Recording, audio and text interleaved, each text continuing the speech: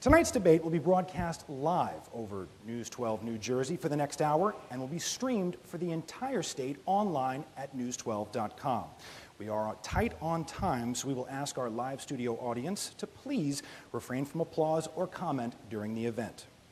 Both candidates will alternately be asked a series of questions on a variety of topics. They will have 60 seconds to answer direct questions, and the opponent will have 30 seconds for rebuttal. At my discretion, additional rebuttal time may be allowed, but of course, you're certainly not watching tonight to hear from me, so let's get started. Both candidates have prepared opening remarks and will have 1 minute to deliver them. According to a coin toss held briefly a few moments ago behind stage, Lieutenant Governor Kim Guadagno, we will begin this evening with you. The floor is yours. Thank you. Thank you very much, Luke. Thank you, Kean University. Thank you, NJ12, for sponsoring this event tonight. Because 25 days from today, everyone has a very tough choice and a very clear choice to make. You get to decide whether 25 days from today you go back to where we were in 2009 with high taxes, out-of-control spending, high unemployment, when Senator Barbara Buono was in charge of the Budget Committee and John Corzine was governor, or whether you go with a leader. In 2009, you elected Chris Christie to make the tough decisions so everyone in New Jersey would be better off.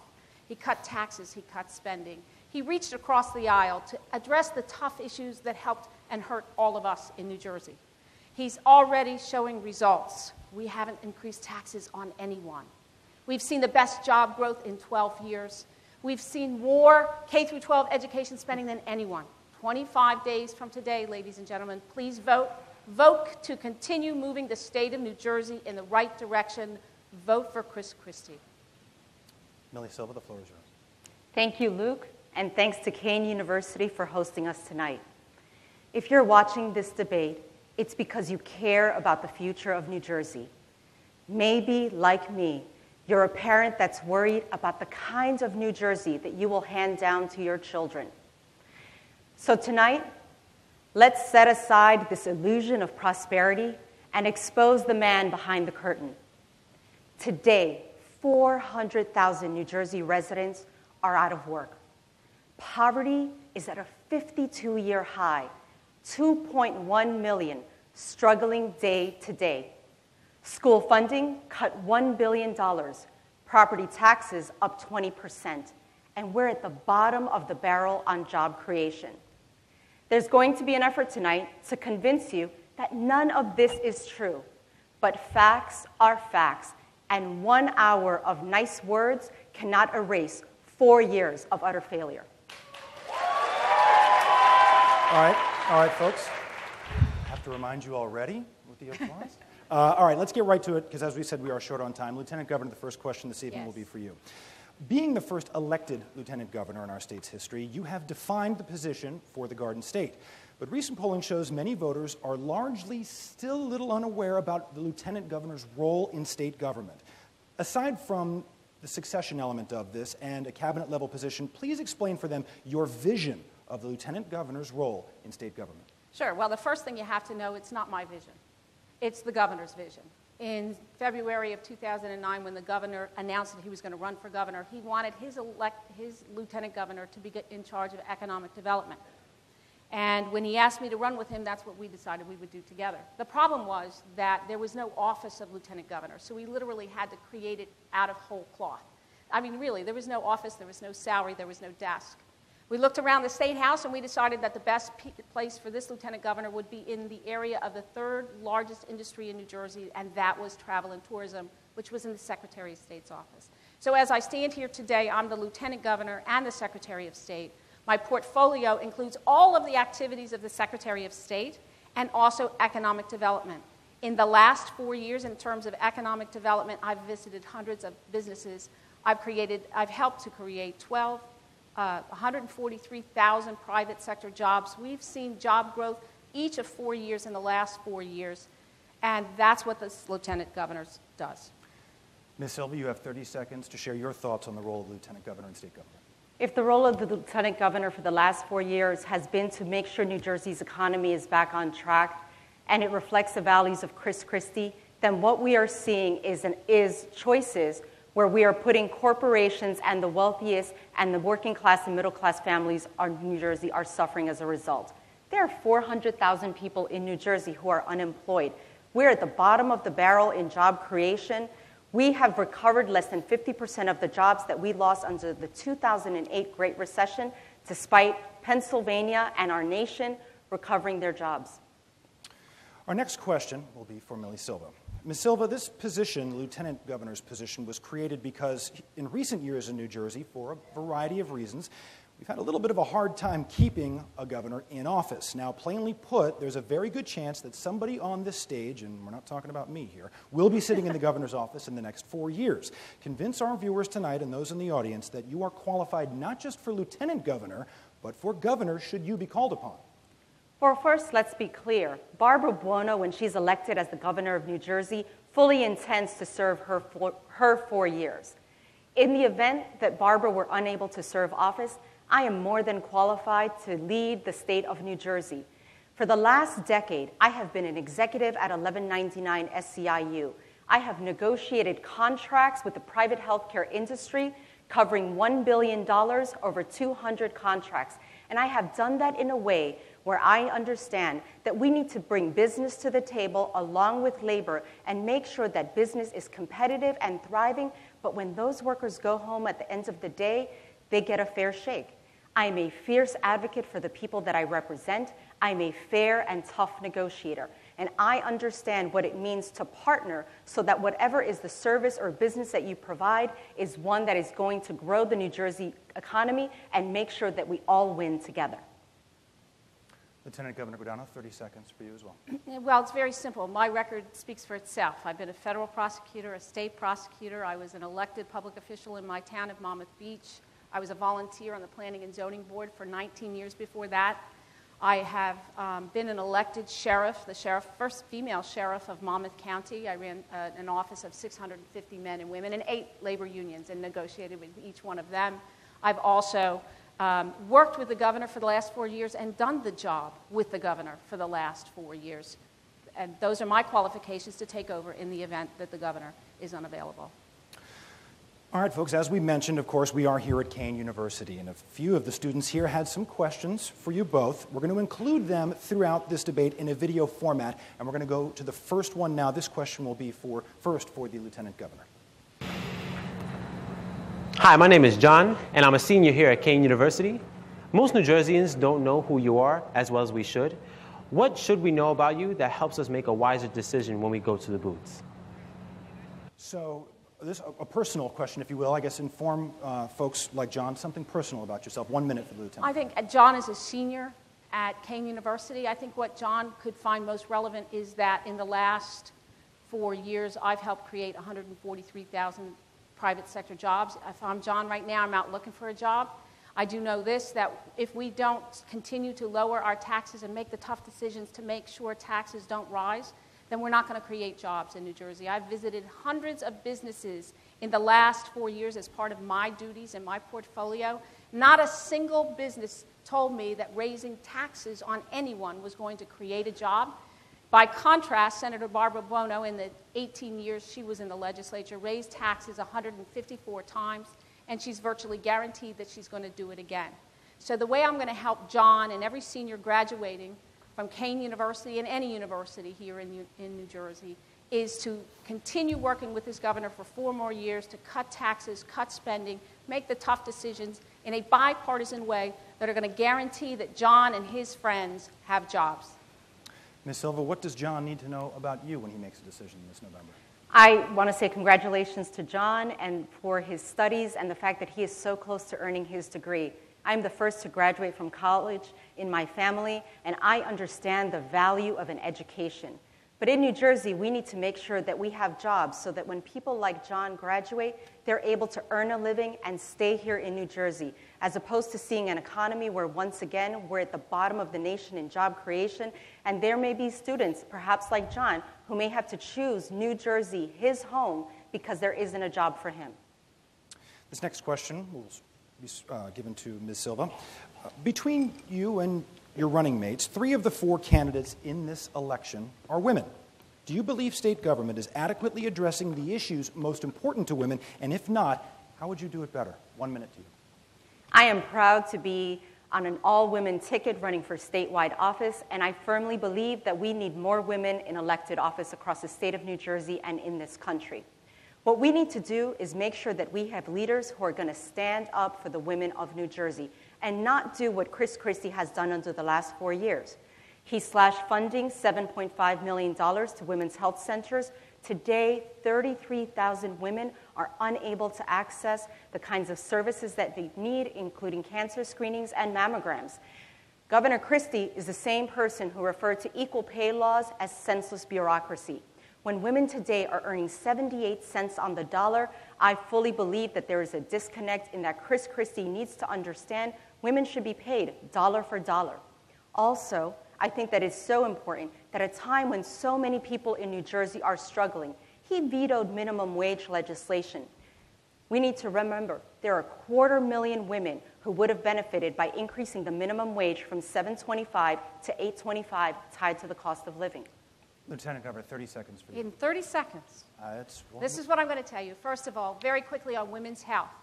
Senator Barbara Buono wanted $7 million for a group that she had a relationship with called Planned Parenthood. The governor put $50 million in the federally qualified health care centers who would perform services not just for women's health, but for the entire family. There are 105 federally qualified health care centers in New Jersey. Barbara Buono voted against that $50 million. $7 million Planned Parenthood, $50 to serve all of the women of the state of New Jersey. That's the first thing. Second, what we really need to do for women in New Jersey is create a job. If you really want to help women in the state of New Jersey, you lower taxes, you make New Jersey business friendly again, and you create a job for them. 30 seconds is tight. I know, unfortunately, I must stop you. Thank you, though. May I? Yeah, Ms. Silva, if you'd like to respond, and then we'll come back to you, Lieutenant Governor, after that. When Chris Christie cut $7.5 million in funding for women's health services, he had no problem spending an extra $12 million to hold a special election in October on a Wednesday. That is an example of a disconnect where he put his personal ambitions before the women of New Jersey. Lieutenant Governor. I'm a little surprised that Ms. Silva would raise the issue of voting, given her record of voting in the past.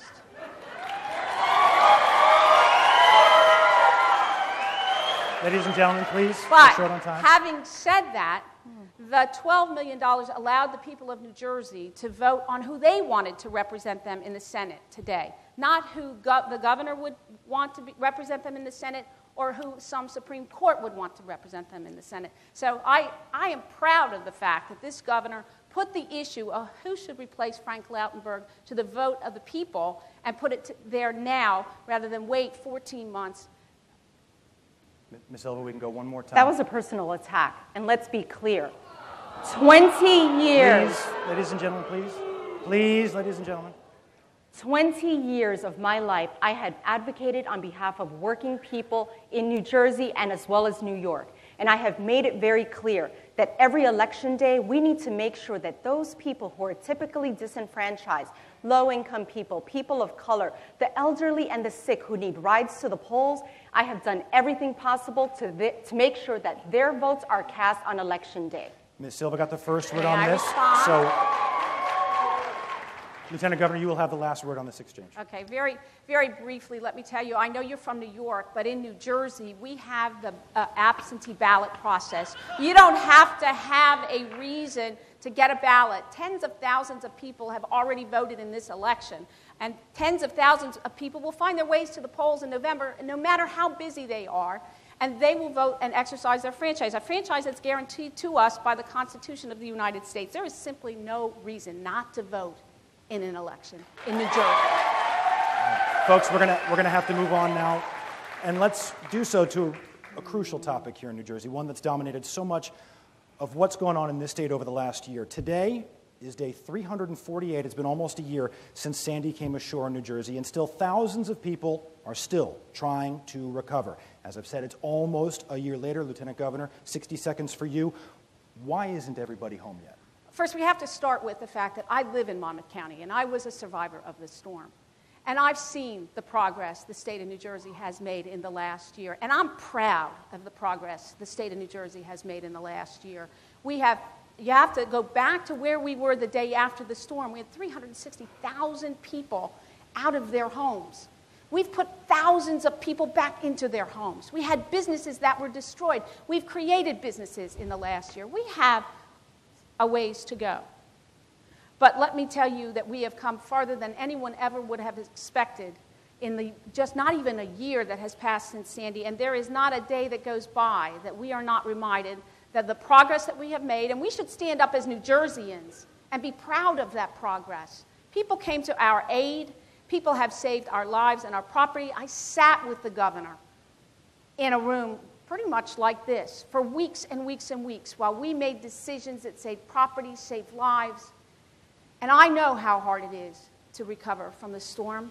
I've lived in it. I've seen it. We've made serious progress. We should be proud of that as New Jerseyans. Ms. Silva, 30 seconds. The Sandy storm is something that devastated our state, but it tested our resiliency. And we showed that when we come together, we can make things happen. Governor Christie was a part of those efforts.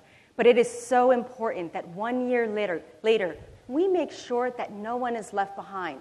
I know that there's a family. Her name is Chrissy, her husband, and her 2 children. As recently as this week, she has called to the state to ask for help with her grant applications and has received no answers. We need to be a state that leaves no one behind. Or Andrea, who has submitted her work to the state so she can rebuild her home. It's been lost 3 times. Time, Ms. Silva. We're going to stick with Sandy. New Jersey, and this question is for Ms. Silva. Ms. Silva, New Jersey spent millions of dollars on a series of ads designed to raise awareness about our recovery. I'm not going to hum the tune for you, but I want to ask you, how effective was the Stronger Than the Storm campaign? You have 1 minute to respond. We would have preferred to see the faces of the men and women who are small business owners on the Jersey Shore and have made sure that summer after summer when we travel there with our families, we're able to see that their doors are open for business. The reality is that using $2 million of federal money that could have been spent to make sure that Governor Christie was in the commercials is not a wise use of resources. Lieutenant Governor. You know, the face of Sandy, no matter what side of the aisle you're on, was Governor Christie. The face of Sandy before the storm was Governor Christie. Ladies and gentlemen, please. The face of Sandy after the storm was Governor Christie. And the face of recovery after the storm was Governor Christie. I'm in charge of the Office of Tourism. I understand how well those commercials went over. You're going to see that we're only down 3% after, in terms of travel and tourism, after the most devastating storm that ever hit our state occurred. So I congratulate Governor Christie for being in those commercials because we needed people to know that we were open for business again. Our next question, we'll start with the Lieutenant Governor. In your opinion, at what point would you declare our state successfully recovered from Sandy? What do we need to achieve to reach that point? We need to put all of our people back in their homes. And we are spending millions and millions of hours and dollars to make that happen. Now, nobody knows how hard it is to drive by a home that isn't yet recovered from Sandy than someone who drives by that home every day.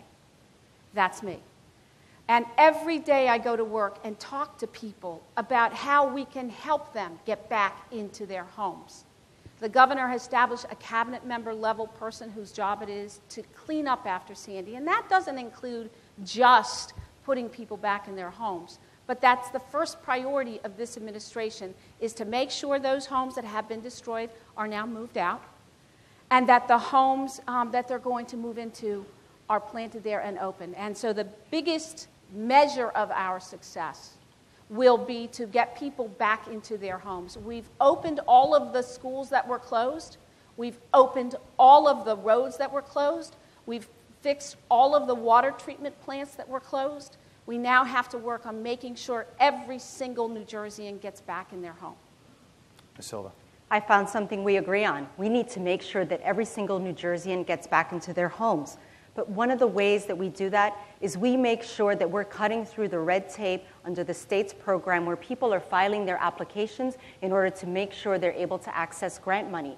It means that when hearings are held, and there were 3 that were held as recently as a month ago, that cabinet level or top level officials from the Christie administration come to those hearings so that they can hear from the survivors of Sandy what is going on with them, and understand and hear from them what are the ways in which the state can be more helpful. Finally, on Sandy, Millie, this question is for Millie Silva, this question is for you. We are still in the Atlantic hurricane season, believe it or not, and certainly while we hope to get through the rest of it without getting hit with another storm, we do need to be ready.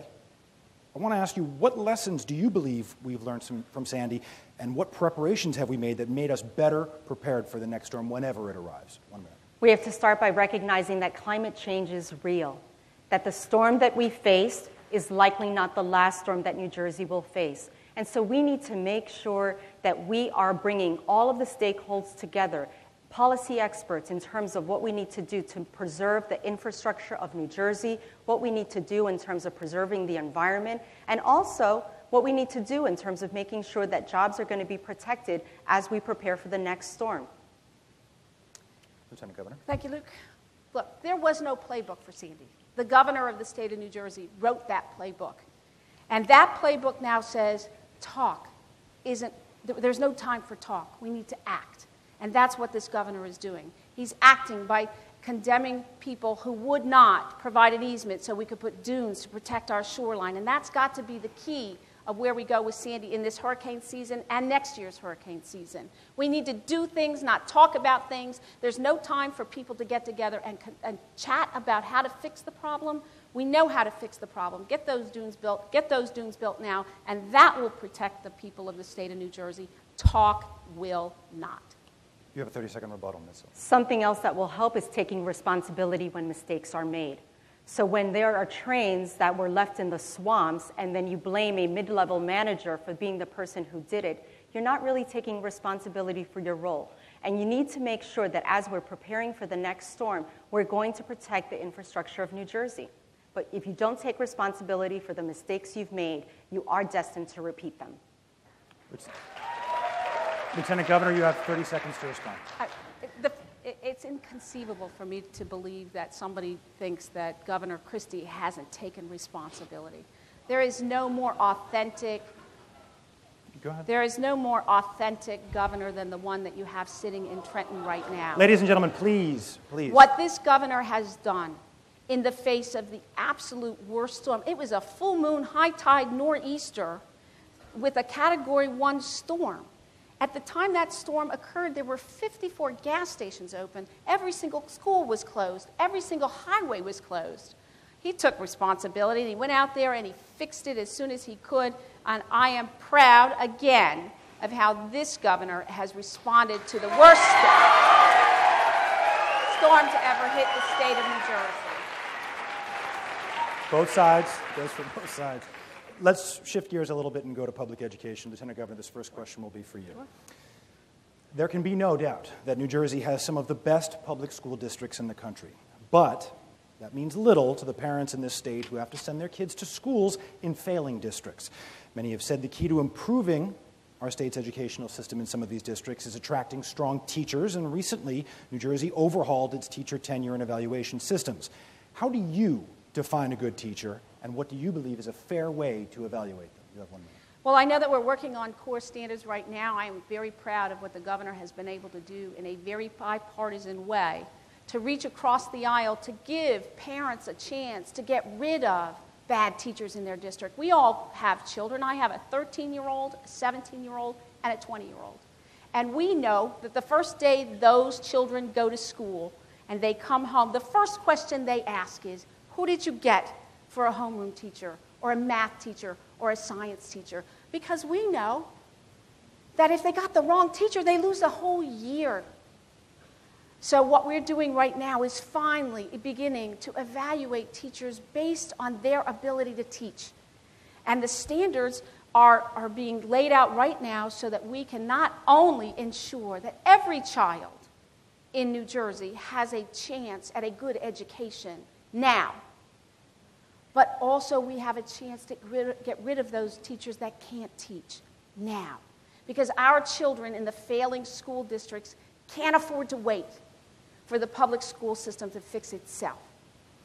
Ms. Silva, you have 30 seconds to respond. Sure.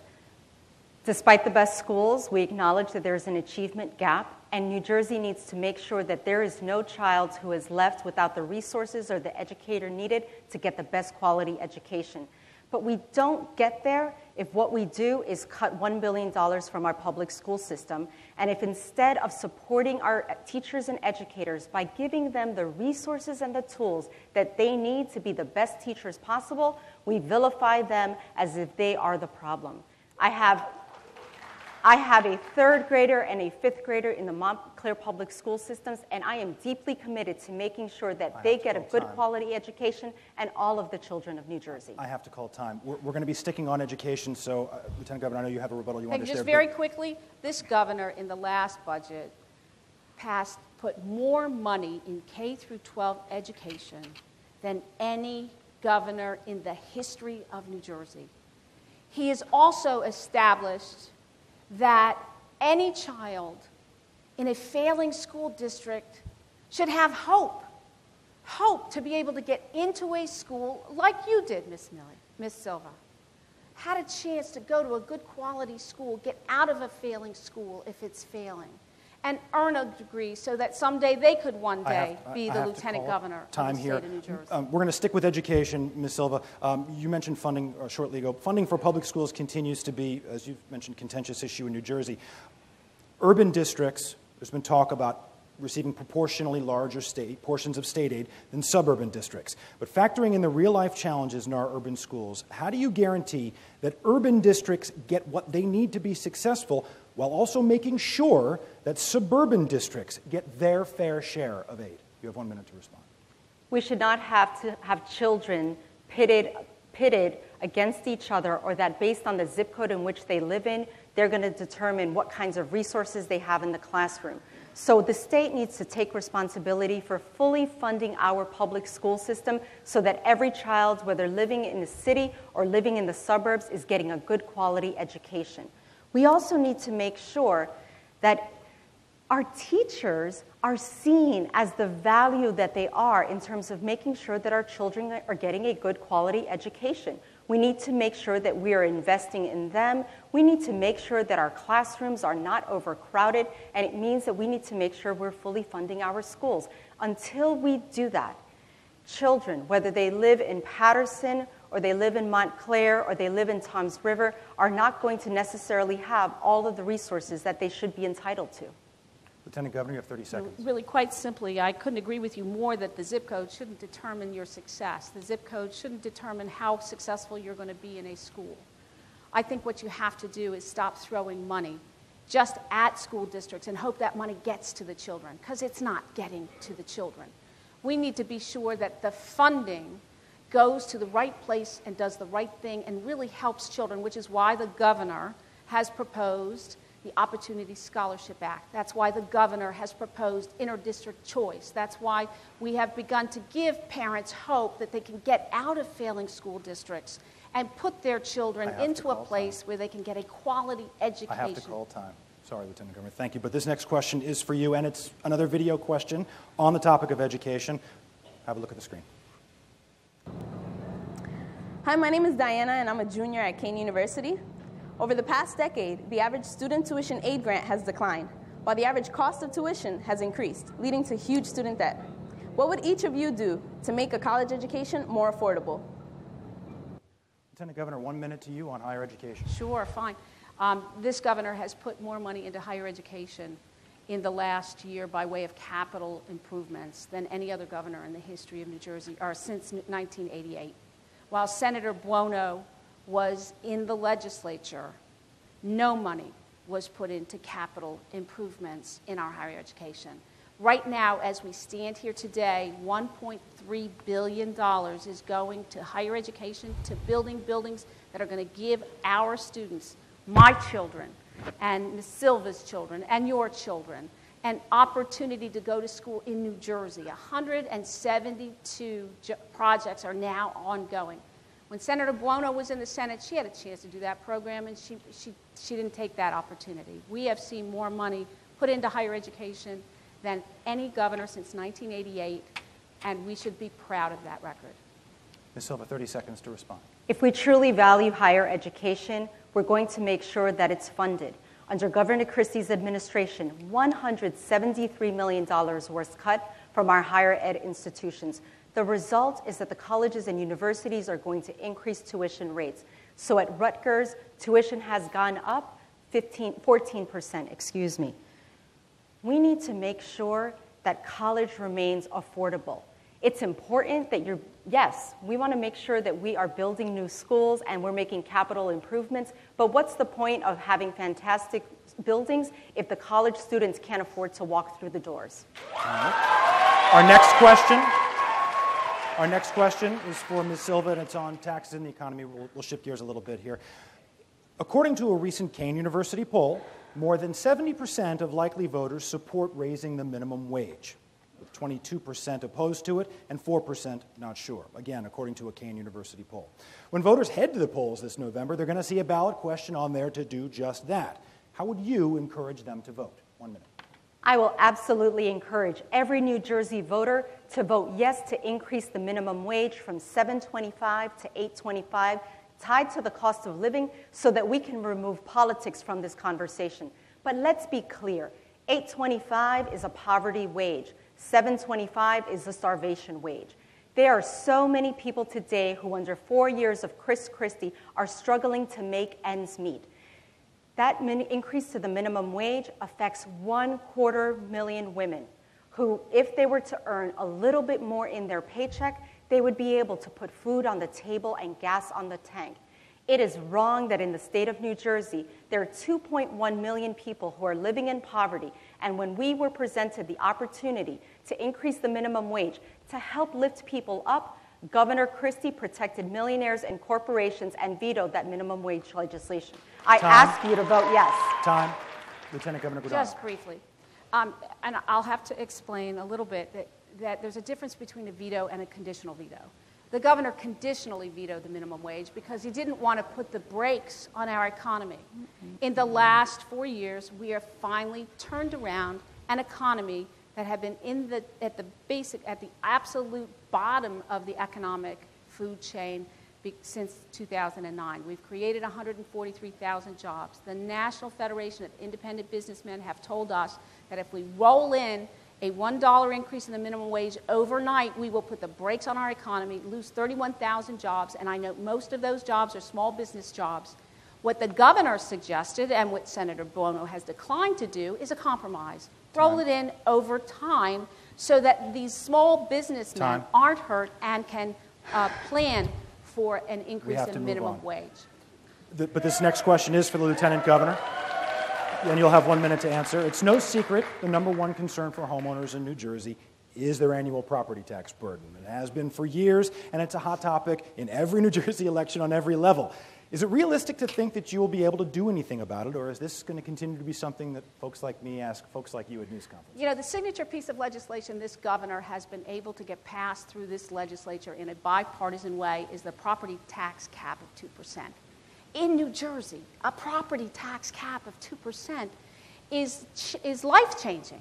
It should be something we all stand up and applaud, because that's the way we're going to lower taxes in New Jersey. It's already become it's already beginning to work. We've seen property taxes go down at a lower rate for the first time in 20 years. We, in the next term, will close some of the holes that still exist in that property tax. We will work to get shared services, more shared services worked, and civil service reform. We will also work very hard to do something that the senator has voted against time and time again, and that is get rid of sick pay payouts. The way we can help the people of New Jersey is by closing the loopholes in that 2% property tax and make it less expensive to run government.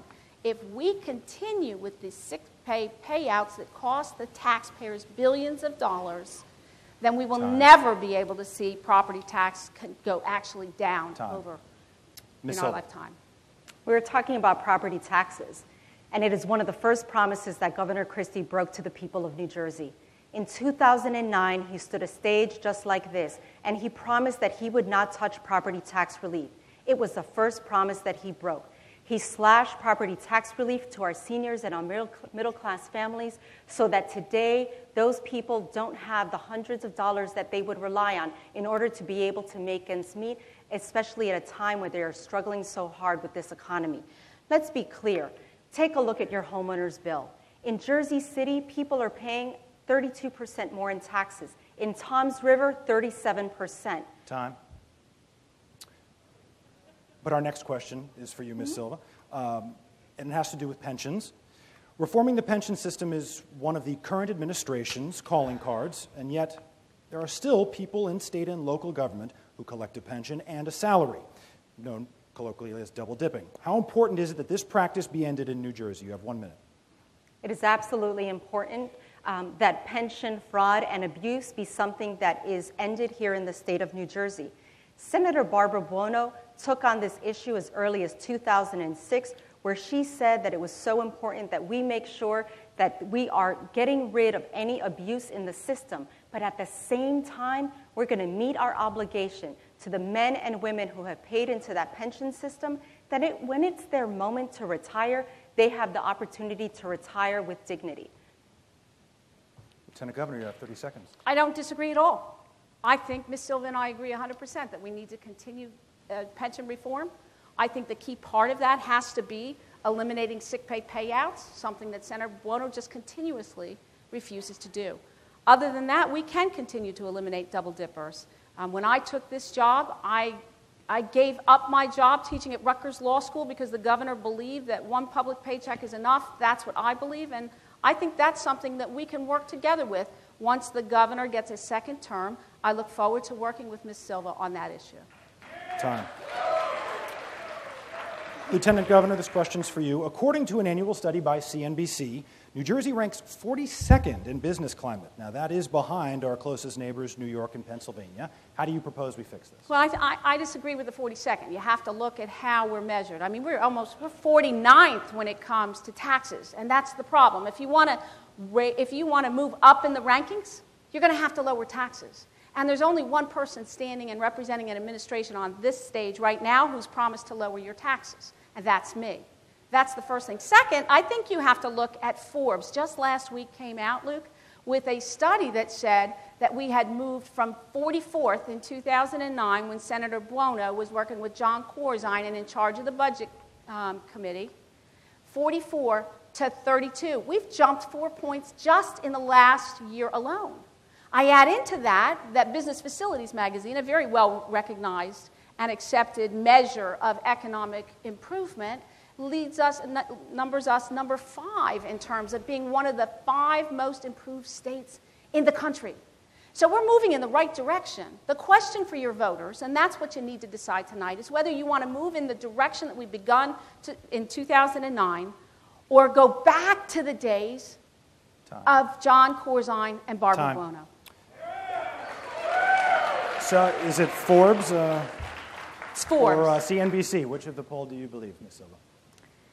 What I understand is that businesses are going to come to a state when there is a qualified workforce and there's a good quality of life for their employees.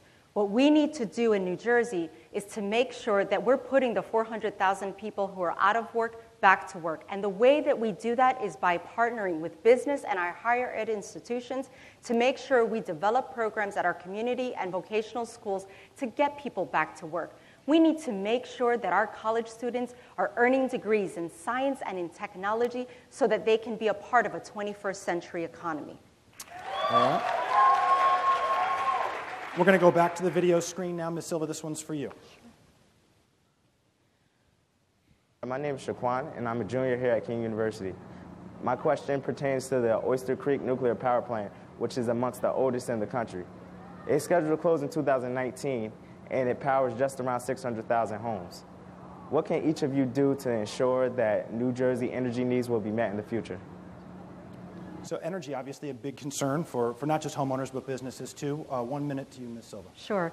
Thanks to Shaquan for that question. One of the things that we need to make sure that we are doing is that we are investing in clean air and technology so that we have an opportunity to make sure that the people of New Jersey are getting the energy needs that they have met. but also that we're making sure that we're protecting our environment.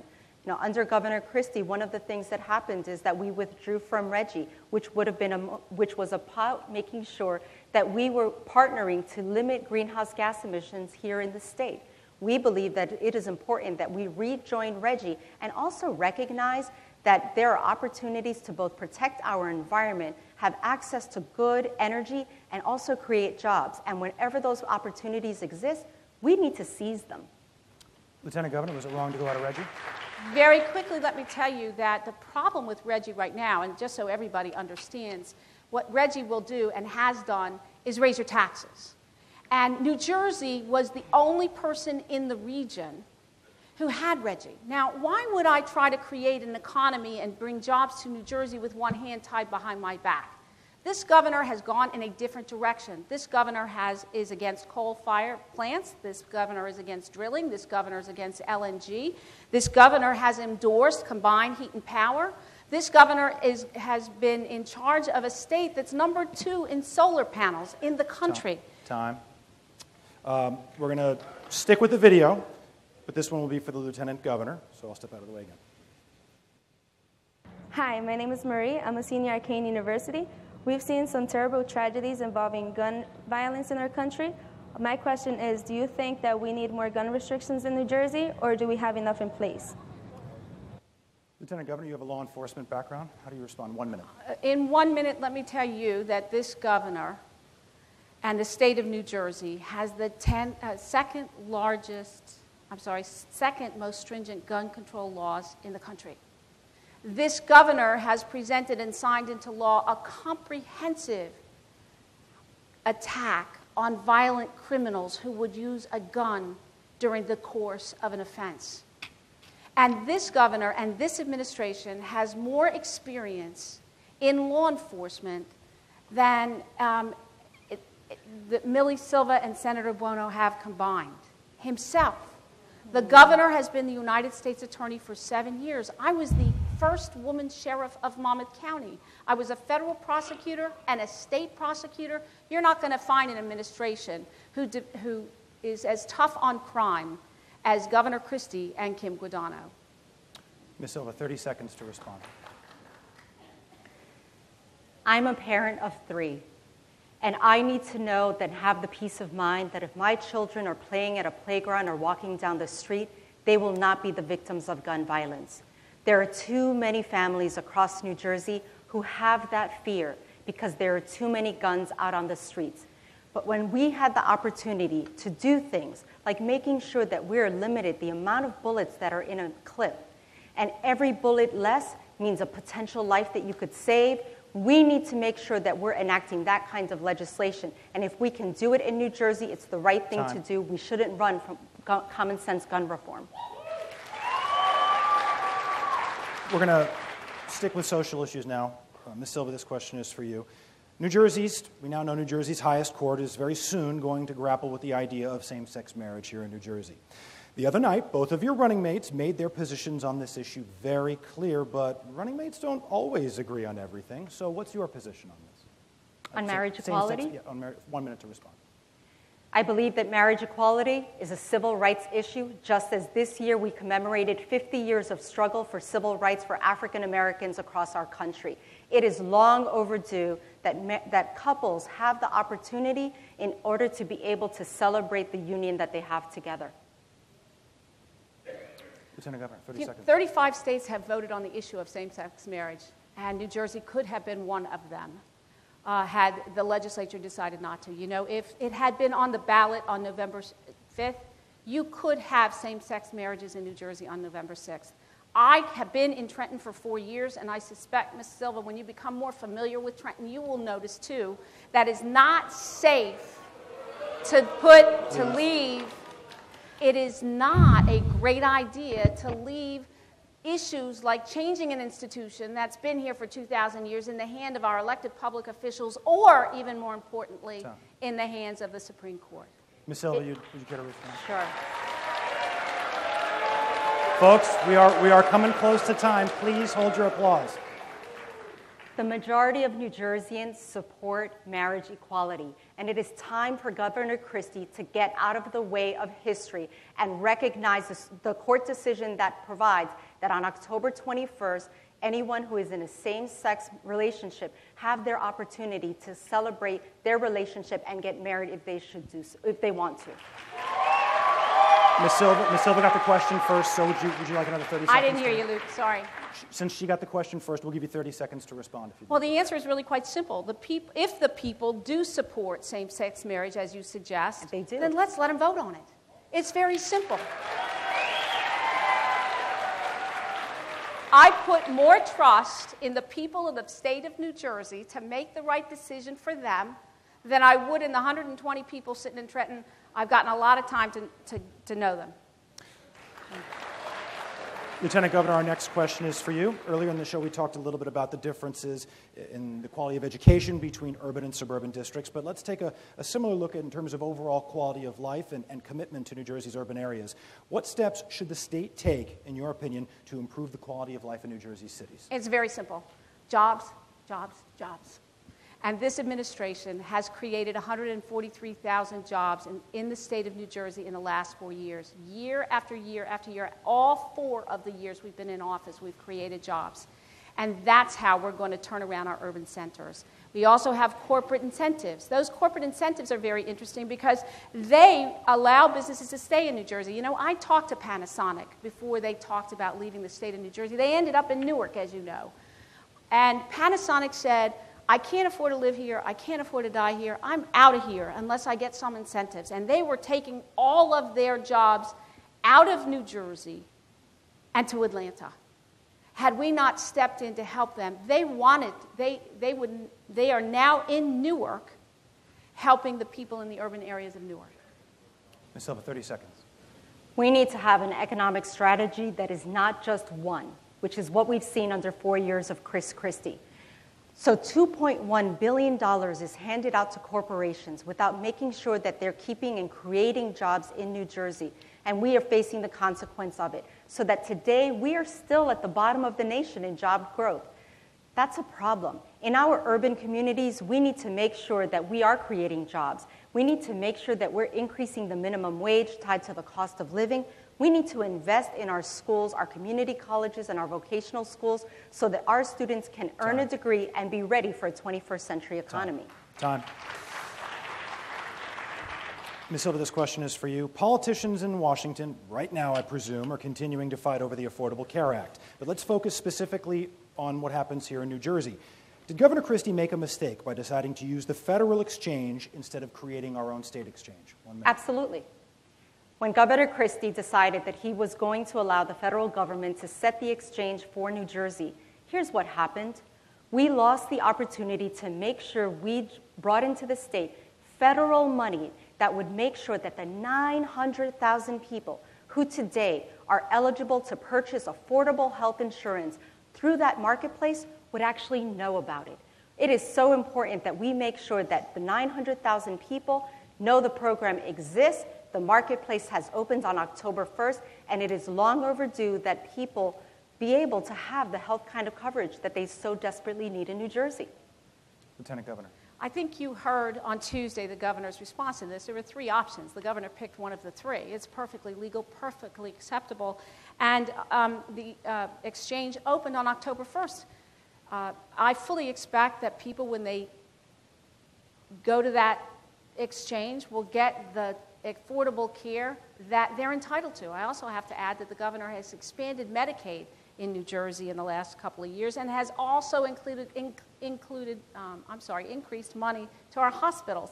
And we could get back into the federally qualified health care centers with the extra $50 million he gave to service all of the women and children and families in New Jersey also. This question, our next question, will be for the Lieutenant Governor.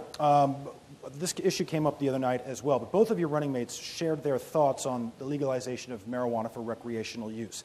Again, we'll go back to another recent Kean University poll, which showed less than half of voters have a problem with legalizing some amount of pot for recreational use.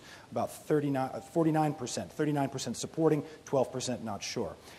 Do you, or could you ever see yourself supporting some legalization of marijuana? With my background as a former sheriff, former federal prosecutor, and the mother of 3 children, I would never support legalizing marijuana. I think that's something that we all agree on. This governor has often said no life is disposable. If you have a disease, you can treat that disease. We should treat that disease. We should give our addicts a second opportunity. So we have proposed, and we are already expanding our drug courts so that we can work to get them a second chance on life. Ms. Silva, could you ever see yourself supporting some form of marijuana legalization? We do not support the legalization of marijuana, but what we do support is the decriminalization of small amounts of marijuana. When you take a look at what happens, certainly in our urban communities, when African American young men are arrested for having small amounts of marijuana and perhaps then are marking their records and not being able to make sure that they have a good future, there's something that we need to do there. This next question will be first for Ms. Silva, and it applies to both of you. Before you both became candidates for public office, you are already accomplished in your professional fields. Tell our audience, at what point did you make the decision to run for public office and why? Ms. Silva. I decided to run for public office when Barbara Buono called me and said, will you run with me so that we can make sure that we're going to put working and middle-class families first, so that we can make sure that our children and our young people have the best kind of quality education that they can have, and what we can do together when we make sure that in this economy, we're going to grow jobs, we're going to lift people up by building out the middle class. I had to say yes because it is a continuation of my lifelong work. More than 20 years ago, I started working in low and moderate income communities, organizing around issues of affordable housing and livable wages. For the last decade, I have been the proud leader of healthcare workers across the state who leave their homes each and every day to take care of someone else's family, the sick, the elderly, and those who are less abled. But when they want to come home, they want to make sure they can take care of their families. Those healthcare workers are no different than the rest of New Jersey. We want to make sure that New Jersey is one where we're putting working and middle-class families first. Time. So given the opportunity, I had to say yes. Time. Lieutenant Governor, why go through the electoral process? Very quick answer to that, and it's an easy one. He's sitting in the front row over here, and he's 13 years old. I got involved in politics and public service because of my children. And I saw something in my small community that I didn't like. And I understood I had a choice. I could stand up and do something about it or sit down and shut up. And I thought with my training as a federal prosecutor and a state prosecutor, I could add something to my community. Time. And that's what I've done. This question is for the Lieutenant Governor. During the last 6 months, News 12 New Jersey has done a series of reports on a landfill in Roxbury, and residents there are concerned the state hasn't been assertive enough about protecting the environment as it should be. What balance would you seek to achieve between protecting our natural beauty while not stifling business development? Well, I think we've seen what this governor will do. It's really quite simple. When a private institution was causing so much trouble for the people of Roxbury, he stepped in. He took action immediately. He has taken over the dump, and it really is a dump, and is now managing it. It's not being done fast enough. We're working very hard to do it as quickly as humanly possible. We took action, and that is, I think, the calling card of this administration. We don't stand around and talk and study and wait. We stand up. We took over a private institution so that we could get it done and get it done right and get it done fast for the people in the Roxbury area. Ms. Silva, balancing the environment and business development. It doesn't have to be an either-or situation. You really need to make sure that, especially now in the 21st century, we invest in clean air technology and in other sources that are safe for the environment and use it as an opportunity to create jobs. Because when in the state you have 400,000 people who are without work, you want to make sure that you are creating jobs, and if in the process we're also making sure that we're taking care of our environment, it's the right thing to do. Well, that ends a very speedy round of questioning. Thank you so much to both of you. We're going to go right to closing statements now. Again, according to that coin flip, we're going to start first with the Lieutenant Governor. A minute to you. Well, I started by saying 25 days from today, you have a very clear choice. And that choice is whether we go back to 2009, high unemployment, high runaway spending, runaway taxes, or we continue moving the state in the right direction with a leader who's not afraid to stand up and tell you what he means and do what he, say what he means and do what he means, make the tough decisions that have to be made, and reach across the aisle. We are beginning to make progress. We have created private sector jobs. We have addressed the issue of education. We have addressed the issue of property taxes, and we have a lot further to go. If you go to the polls 25 days from today, I ask you not only for your vote, but I ask you to continue the progress we have seen in the last 4 years. Thank you. Ms. Silva, the floor is yours for a 1-minute closing statement. Thank you, Luke, Lieutenant Governor, and to Kean University. Your choice couldn't be more clear. Another 4 years of Chris Christie means another 4 years of opportunity, but only for the privileged few. Barbara Buono has a vision for all of New Jersey. Under Chris Christie, working people are struggling to get by, yet the wealthiest are not paying their fair share. Barbara Buono will put working and middle-class families first. With Governor Christie, young people who had no choice about how to get here to the United States are not afforded access to an affordable college education. Barbara Buono believes that tuition equality will help those students to fulfill their dream. Under Governor Christie, decreased funding for our schools and our educators disrespected. Barbara Buono will put our students and our teachers first. You see, the truth is, this isn't Chris Christie's New Jersey. It's our New Jersey. And it's time. All right, folks. Well, ladies and gentlemen, that, of course, ends tonight's debate. Thank you so much for joining us. With the little time we have left, and I'll try to do it quickly, we'd like to thank our host, Kean University, and, of course, Kean University President, Dr. Delwood Farahi, the New Jersey Election Law Enforcement Commission, and, of course, our candidates, Millie Silva and Lieutenant Governor Kim Guadagno. Really well done. How much fun was that? I'm glad this is done. And, of course, all of you at home, thank you so much for joining us this evening. If you